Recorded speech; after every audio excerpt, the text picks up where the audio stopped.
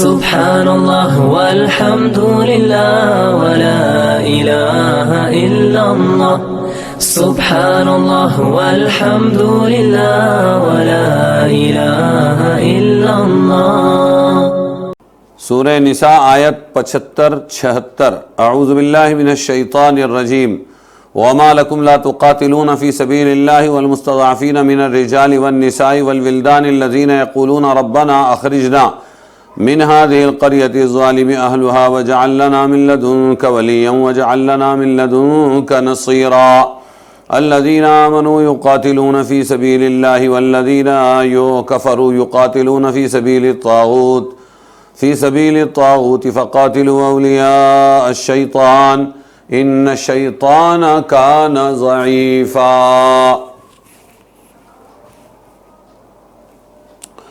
اور تم کو کیا ہوا کہ نہیں لڑتے اللہ کی راہ میں اور ان کے واسطے جو مغلوب ہیں، مرد اور عورتیں اور بچے، اور جو کہتے ہیں اے رب ہمارے نکال ہم کو اس بستی سے کہ ظالم ہیں یہاں کے لوگ، اور کر دے ہمارے لیے اپنے پاس سے کوئی حمایتی، اور کر دے ہمارے واسطے اپنے پاس سے مددگار۔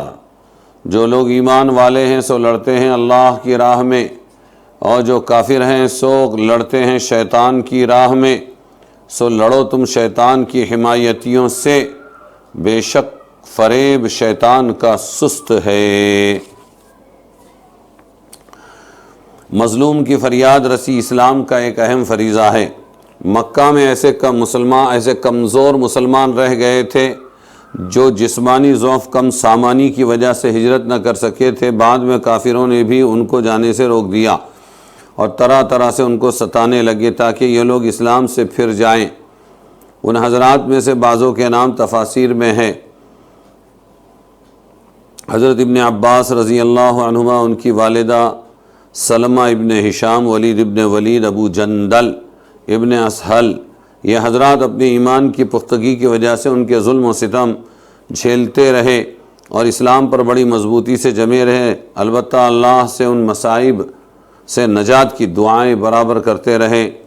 آخر اللہ نے دعا قبول فرمائی، مسلمانوں کو حکم دیا کہ وہ جہاد کر کے ان کو کفار کے جبر و تشدد سے چھٹکارا دلوائیں۔ اس آیت میں اللہ نے مومنین سے دو چیزوں کی درخواست کی ہے۔ ایک یہ کہ ہم کو اس قریے سے نکال لیں، مومنین نے اللہ سے دو چیزوں کی درخواست کی ہے۔ ایک یہ کہ ہم کو اس قریے سے نکال لیں، یہاں مکہ مراد ہے۔ دوسرے ہمارے لیے ناصر و مددگار بھیج دیں۔ چنانچہ اللہ تعالیٰ نے ان کی یہ دونوں باتیں قبول فرمائی، اس طرح کے بعض کو وہاں سے نکلنے کے مواقع میسر کیے، یہاں تک کہ مکہ فتح ہوا اور عتاب ابن اسید کو ان کا متولی مقرر کیا، جنہوں نے مظلومین کو ان کے ظالمین سے نجات دلائی۔ اس طرح سے ان کی دوسری بات پوری ہو گئی۔ اس آیت میں صاف لفظوں میں حکم قتال دینے کے بجائے قرآن نے یہ الفاظ اختیار کیے، وَمَا لَكُمْ لَا تُقَاتِلُونَ، تمہیں کیا ہو گیا ہے کہ تم قتال اور جہاد نہیں کرتے۔ ان حالات میں جہاد اور قتال طبعی فریضہ ہے جس کا نہ کرنا کسی بھلے آدمی سے بعید ہے، یہ بتلایا گیا۔ اللہ تعالیٰ سے دعا تمام مصائب کا بہترین علاج ہے۔ دعا کرتے رہے تو اللہ نے یہ آیت نازل کی اور جہاد بھی فرض قرار دیا۔ جنگ تو سب کرتے ہیں مگر اس سے مومن اور کافر کے مقاصد الگ الگ ہیں۔ اس آیت میں بتلایا گیا الذین یقاتلون فی سبیل اللہ، کہ مومنین اللہ کی راہ میں لڑتے ہیں اور کافر شیطان کی راہ میں لڑتا ہے۔ اس سے صاف ظاہر ہوا کہ مومن کی جد و جہد کا یہی مقصد ہوتا ہے کہ دنیا میں اللہ کا قانون رائج ہو اور اللہ تعالیٰ کا حکم بلند ہو، کیونکہ اللہ تعالیٰ تمام مخلوق کا مالک، اس کا قانون خالص انصاف پر مبنی ہے، اور جب انصاف کی حکومت قائم ہوگی تو امن قائم ہوگا۔ دنیا کے امن کے لیے یہ ضروری ہے کہ دنیا میں وہ قانون رائج ہو جو خدا کا قانون ہے۔ لہٰذا کامل مومن جب جنگ کرتا ہے تو اس کے سامنے یہی مقصد ہوتا ہے، میری زندگی کا مقصد تیرے دین کی سرفرازی۔ لیکن اس کے مقابلے میں کفار کی خواہش ہوتی ہے کہ کفر کو ترویج ہو اور کفر کا غلبہ ہو، طاغوتی قوتیں برسر اقتدار آئیں تاکہ دنیا میں کفر و شرک خوب چمکے، اور چونکہ کفر و شرک شیطان کی راہیں ہیں اس لیے کافر شیطان کے کام میں ان کی مدد کرتے ہیں۔ شیطان کی تدبیر ضعیف ہے، اللہ فرماتے ہیں ان کید الشیطان کان ضعیفا، یعنی شیطان کچھ بگاڑ تو سکتا نہیں ہے، تدبیریں بہت سجھاتا ہے۔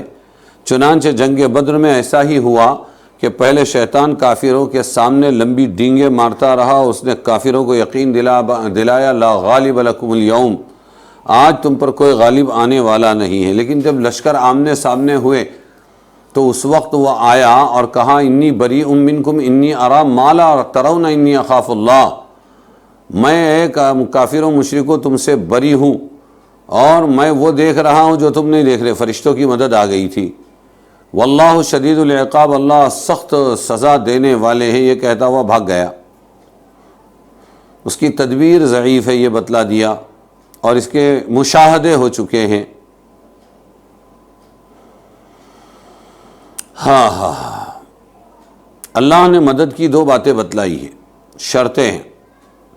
وہ کیا؟ ایک تو آدمی جس کے مقابلے میں شیطان تدبیر کر رہا ہے وہ مسلمان ہو، دوسرے یہ کہ اس کا کام محض اللہ ہی کے لیے ہو، دنیاوی غرض نہ ہو۔ یہ دو باتیں اگر رہی، ایک مسلمان ہو، دوسرے اللہ کے لیے اگر وہ جہاد کر رہا ہو، کوشش کر رہا ہو، تو شیطان کمزور پڑے گا اور یہ جیت جائیں گے۔ الحمدللہ 20 سال تک شیطان کے چیلے کوشش کرتے رہے، لیکن آخر سوور پاور بن کر بھاگ گیا، اور اللہ نے جن کو کامیابی دی یقیناً یہ دو شرطیں، ایک مسلمان تھے، دوسرے اللہ کا دین، انہوں نے اس پر کمپرمائز نہیں کیا۔ ہم تم کو مان لیتے، خالی یہ کہو کہ جمہوریت رہے گی، انہوں نے کہا نہیں، یہاں پر اس سرزمین پر صرف اللہ کا قانون نافذ ہوگا، تو اللہ ہی کے لیے کیا، انہوں نے ستے کے لیے کوئی کمپرمائز نہیں کیا۔ تو شیطان کمزور ہو گیا، شیطان کے چیلے کمزور ہو گئے۔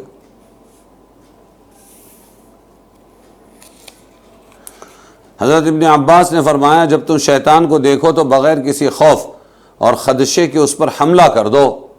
اس کے بعد آپ نے یہی آیت تلاوت فرمائی ان کید الشیطان کان ضعیفا، وہ تو کمزور ہے، بھاگ جائے گا۔ ایسے ہی اس کے چیلے بھی کمزور ہیں، خالی زبانی جمع خرچے ستائیں گے، باقی میدان میں انشاءاللہ ٹک نہیں پائیں گے۔